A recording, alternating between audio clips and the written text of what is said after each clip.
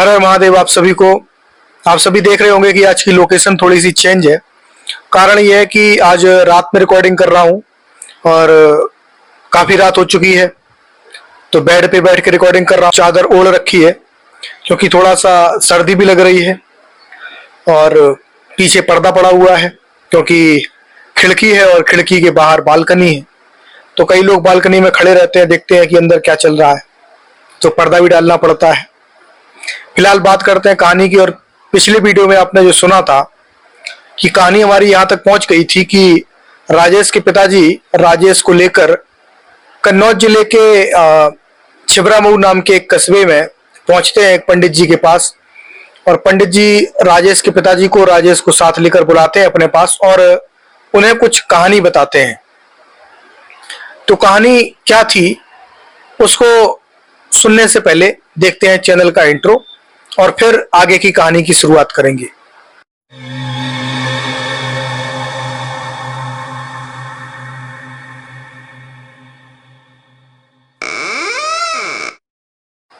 तो दोस्तों एक बार फिर से आप सभी को हर हर महादेव। आप सभी का स्वागत है हॉरर कैसल में। मैं हूं विवेक और आप सभी के सामने लेकर आया हूं एक और नई कहानी जो कि रीना और राजेश के ऊपर है। मुख्य किरदार इसमें रीना है और राजेश वो लड़का जो कि किन्हीं कारणों से इस चक्कर में फंस गया है और एक ऐसी बीमारी उसको लग गई है जिसका बड़े बड़े हॉस्पिटल्स में कोई इलाज संभव नहीं हो पाया। तो कहानी में आपने जाना था कि राजेश के पिताजी राजेश को लेकर कन्नौज गए थे और वहां पर एक पंडित जी से मिले थे जो कि एक पीपल के पेड़ के नीचे बैठते हैं और वहीं पर इस प्रकार के रोगियों का इलाज करते हैं। जब राजेश के पिताजी ने देखा कि वहां पर जितने भी लोग अपना इलाज कराने आ रहे हैं तो वहां पर बैठे हुए पंडित जी मात्र इतना कहते हैं कि आप पीपल के पेड़ के 4 चक्कर लगाइए, किसी से कहते हैं 5 चक्कर लगाइए और फिर उन्हें बताते हैं कि आपको 5 मंगलवार आना पड़ेगा, उसके बाद आप ठीक हो जाएंगे या आपका जो भी संबंधी है वो ठीक हो जाएगा।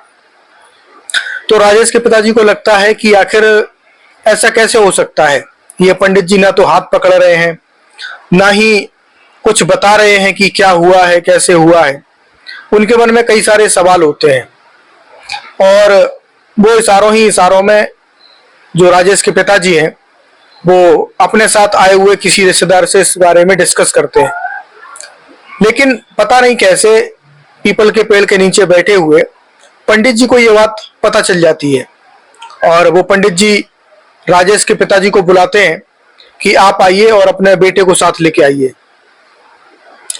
तो राजेश के पिताजी कुछ पूछ पाते उससे पहले ही पंडित जी कहते हैं कि देखिए आपका बेटा बहुत बड़ी मुसीबत में फंस चुका है और इसके पास ज्यादा समय नहीं है।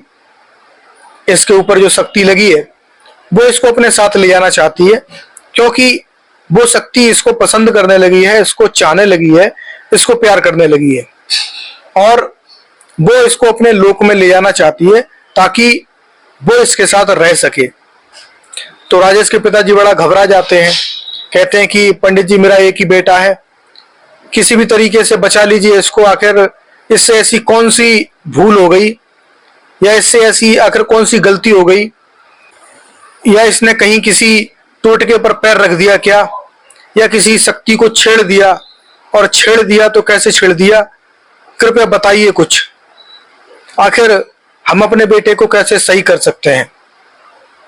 तो पंडित जी कहने लगे कि देखिए भाई साहब, बात यह है कि जब आपके बेटे की नौकरी लगी थी और इसको रहने के लिए कोई स्थान नहीं मिल रहा था, यानी कि रेलवे की तरफ से जो कॉलोनी मिलनी थी वो इसको जब नहीं मिल पाई तो ये कमरा देखने के लिए इधर उधर भटकता रहा और भटकते भटकते ये एक ऐसे घर में पहुंचा जहां पर उस शक्ति का निवास था। और उन्होंने बताया कि उस शक्ति का नाम है रीना। रीना 19-20 साल की लड़की है और उसकी आत्मा जो है पिछले लगभग 2 साल से ऊपर का समय बीत गया है, भटक रही है। और चूंकि रीना की मृत्यु उस समय हुई थी जब वो किसी से संबंध बना रही थी और जैसा कि मैंने आपको पहले वीडियो में बताया था कि रीना के साथ संबंध प्रेत बना रहा था, जिन्न बना रहा था और उसी दौरान रीना की मृत्यु हो जाती है। तो कह सकते हैं कि रीना या तो संतुष्ट नहीं थी, उसको तलाश थी एक प्यार की जो उसके साथ संबंध बना सके। आपने देखा होगा कि कई बार कहते हैं कि जो आत्माएं रह जाती हैं, भटकती रह जाती हैं, उनका कारण ये होता है कि उनकी जो आखिरी इच्छा है वो पूरी नहीं हो पाती। चूंकि रीना की जो मृत्यु हुई थी उस समय उसके साथ कोई संबंध बना रहा था। रीना ये जानती थी कि जो उसके साथ संबंध बना रहा है वो एक प्रेत है और वो प्रेत से प्रेम नहीं करती, उसको एक प्रेम चाहिए था, एक प्यार चाहिए था। तो वो किसी की तलाश में थी और उसी समय राजेश उस मकान में रहने के लिए पहुंचा और बदकिस्मती से राजेश को वही कमरा मिला जिसमें कभी रीना रहा करती थी। अब पता नहीं कैसे उस कमरे में रीना की कुछ तस्वीरें रखी हुई थी, जबकि होना तो यह चाहिए था कि जब रीना के पिताजी उस मकान को बेच के गए थे तो संभवतः उन्होंने सारा सामान समेट लिया होना चाहिए था। लेकिन पता नहीं कैसे कुछ तस्वीरें उस कमरे में अभी भी थीं और राजेश को जब वो कमरा किराए पर दिया गया तो राजेश कमरे को सेट करने से पहले उसकी साफ सफाई कर रहा था और उसको अलमारी में कुछ 4-5 तस्वीरें मिली रीना की। राजेश को नहीं पता था कि ये किसकी तस्वीरें हैं। उसको लगा कि ये कोई सामान्य लड़की की तस्वीरें हैं और हो सकता है कि वो लड़की यहाँ पहले रहती रही हो और वो अपना जब कमरा छोड़ के गई है तो उसका कुछ सामान यहाँ पर रह गया है। राजेश ने जब उस तस्वीरों को देखा और उस लड़की को देखा तो राजेश को पहली ही नजर में वो लड़की भा गई, क्योंकि रीना बहुत सुंदर थी। जैसा कि मैं आपको बता चुका हूं कि वो इतनी सुंदर थी कि अगर वो सही चलती और सही से रहती तो शायद उसको मॉडलिंग में उसका कैरियर बन सकता था या फिर टीवी सीरियल्स में वो जा सकती थी और उसके पिताजी का जो वर्चस्व था उसके हिसाब से वो चाहते तो शायद रीना को बॉलीवुड फिल्मों में काम दिलवा सकते थे।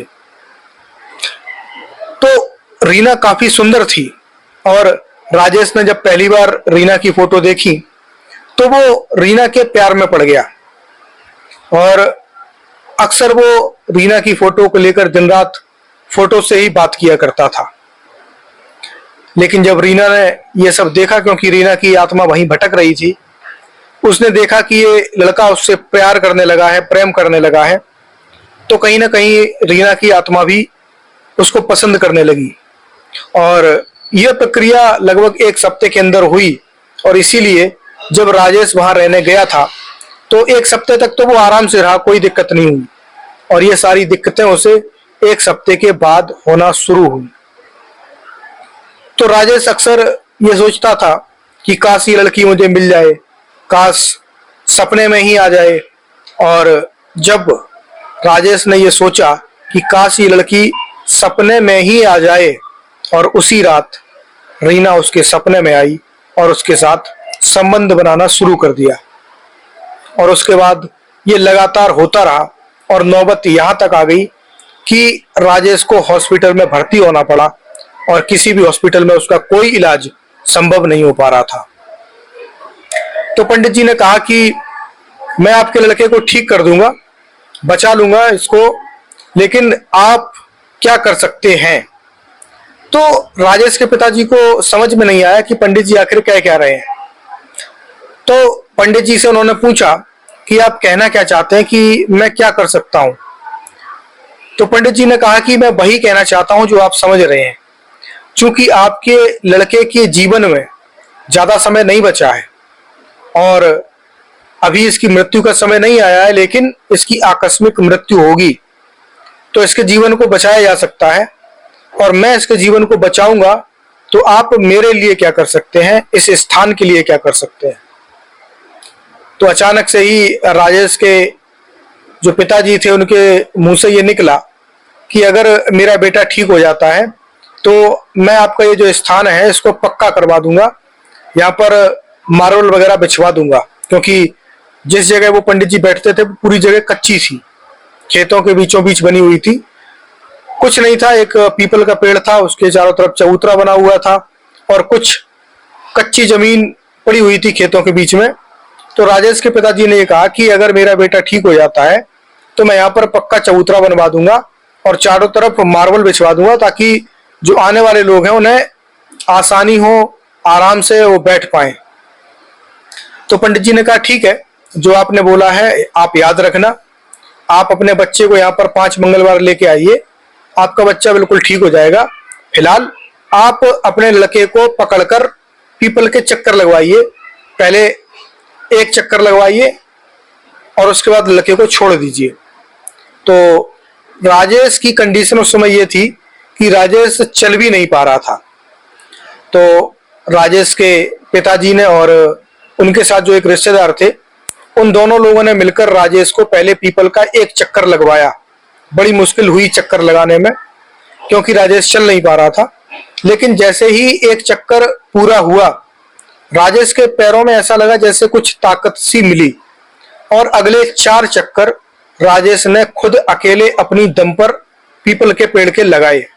यानी कि राजेश के अंदर जो कमजोरी थी वो लगभग दूर हो चुकी थी। तो पंडित जी ने कहा कि आपको 4 मंगलवार यहाँ पे और आना पड़ेगा, उसके बाद आपने जो बोला है उसको याद रखिए और अपना काम करवाइए और आपका बेटा बिल्कुल ठीक हो जाएगा। राजेश के पिताजी ने कहा ठीक है, और उसके बाद राजेश के पिताजी राजेश को लेकर अपने घर चले गए। तो जैसा कि मैंने आपको बताया था कि जो राजेश के साथ स्वप्न दोष की जो बीमारी थी वो डेली हो रही थी, अब वो कम होने लग गई। अब उसको सप्ते में 2 या 3 बार, धीरे धीरे फिर वो जब दूसरे मंगलवार को गया तो उसके बाद सप्ते में 1 बार या 2 बार, फिर तीसरे मंगलवार को गया तो फिर सप्ते में 1 बार, ऐसे करके होने लगा और धीरे धीरे वो कमजोरी दूर होने लगी। साथ ही स्वप्न दोष की जो बीमारी थी वो भी दूर होने लगी। जब 5वां मंगलवार आया और राजेश अपने पिताजी के साथ गया वहां पर, तो राजेश पूरी तरीके से बदल चुका था। यानी कि जो राजेश खुद से चल भी नहीं पा रहा था, वो बड़ी आसानी से उसने पीपल के पेड़ के चक्कर लगाए 5वें मंगलवार को और पूरी तरीके से स्वस्थ हो गया। उसके बाद लगभग वो 10 दिन और अपने घर पे रहा। उसे एक भी दिन किसी भी प्रकार की कोई समस्या नहीं हुई, कोई स्वप्न दोष नहीं हुआ, कुछ नहीं हुआ। उसके बाद राजेश वापस अपनी नौकरी ज्वाइन करने के लिए कानपुर चला गया। कानपुर में उसे जाते ही रेलवे की तरफ से कॉलोनी मिल गई और उसने वहां पे शिफ्ट कर लिया, आराम से रहने लगा। कोई दिक्कत नहीं थी, सब कुछ अच्छा चल रहा था और लगभग 1 महीने का समय बीत गया। इधर राजेश के पिताजी ने जो बात बोली थी कि वो पक्का चबूतरा बनवाएंगे, टाइल मार्बल लगवाएंगे, वो दिमाग से उनके निकल गई और वो उसको बिल्कुल ही भूल गए। इधर 1 महीना बीत जाने के बाद भी जब राजेश के पिताजी को कुछ याद नहीं आया, तो अचानक से ही एक रात रीना फिर से सपने में आई राजेश के, और उसके बाद राजेश कभी नहीं उठा। तो ये थी पूरी कहानी, और ये कहानी मैंने खुद से ही देखी है। इसमें कुछ चीजें मैंने खुद से देखी और कुछ चीजें उन्हीं पंडित जी के सामने वहां पर आए हुए लोगों ने बताई, डिस्कस करी। तो ये सारी कहानी मैंने खुद से वहां पर सुनी बैठ के, और वही कहानी मैं आप सभी को यहाँ पे सुना रहा हूँ। तो आपको क्या लगता है कि क्या ऐसा संभव है और क्या ऐसा होना चाहिए था? आखिर गलती कहां पर हुई? क्या राजेश के पिताजी की गलती थी? क्या ये जो आत्मा का चक्कर था वो वास्तविकता में दूर हुआ था या फिर सिर्फ एक चाल थी? आप सभी के क्या विचार हैं? आप लोग कमेंट में जरूर बताइए और देखते रहिए हॉरर कैसल। साथ ही चैनल को सब्सक्राइब कर दीजिए और शेयर कर दीजिए ज्यादा से ज्यादा लोगों तक, ताकि और लोग भी इस प्रकार की कहानियां सुन सकें। आप सभी को हर हर महादेव।